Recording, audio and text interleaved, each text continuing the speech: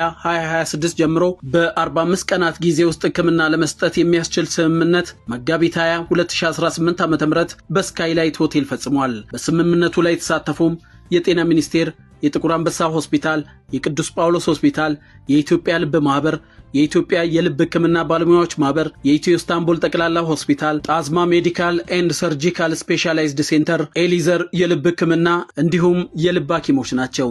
የሄርትወርት ችልድረንስ ኤድ ፋውንዴሽን መስራችና የቦርድ ሰብሳቢ እንዲሁም የኢትዮ ኢስታንቡል ጠቅላላ ሆስፒታል ባለቤት እንደተናገሩት ስምምነቱ ለፈጸሙ የጤና ተቋማት ማህበራትና ባለሙያዎች ያላቸውን አድናቆትና ክብር በመግለጽ ቀደም ሲል በኢትዮ ኢስታንቡል ጠቅላላ ሆስፒታል ተጀምሮ የነበረው የልብ ህሙማን ህጻናትን የማከምና የመደገፍ ሥራ በሄርትወርት ችልድረንስ ኤድ በኩል ተደራሽነቱን ለማስፋትና በህክምና ተቋማት ያለውን ትብብር ይበልጥ ለማጠናከር የሚያስችል የጋራ ስምምነት በመፈጸሙ መደሰታቸውን ገልጸዋል። ስምምነቱ በህክምና ወረፋ ረጅም ጊዜ ከማሳለፋቸው ጋር ተያይዞ ለሞት ጭምር የሚዳረጉ የልብ ህሙማን ህጻናትን ከመታደግ አንጻር የሚኖረው ትርጉም ላቅ ያለ መሆኑን እንዲሁም የኢትዮጵያ ጤና ተቋማትና ባለሙያዎች በትብብር እንዲህ አይነት ትልቅ ተልዕኮ መወጣት እንደሚችሉ ምሳሌ የሆነ በመሆኑ ትብብሩን ልዩ እንደሚያደርገው ጠቅሰዋል። በስምምነቱ መሰረት በ45 ቀናት ጊዜ ውስጥ 170 ህጻናት ህክምናውን የሚያገኙ ሲሆን ፋውንዴሽኑ አስፈላጊውን ግብዓቶችና ወጪ መሸፈን እንዲሁም የዚህ ተልዕኮ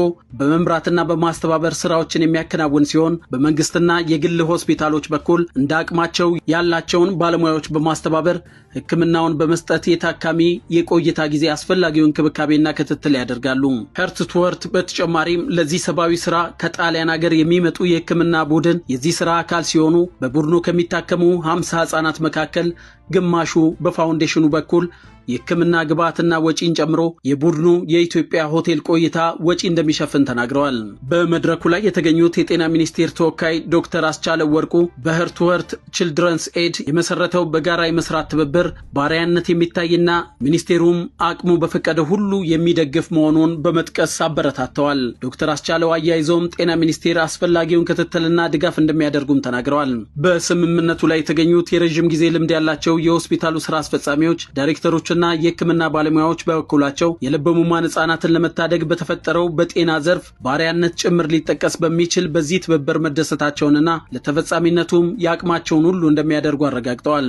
አቶ ብርሃን ተድላ በመጨረሻም ለዚህ ታሪካዊ ትብብር ስኬት ከፍተኛ ድርሻ ላላቸው ሆስፒታሎች፣ የዘርፉ ማህበራትና ባለሙያዎችም ያላቸውን አድናቆትና ክብር በመግለጽ በሄርትወርት ችልድረንስ ኤድ ቦርድና በታካሚው ህጻናት ስም ምስጋናቸውን አቅርበዋል።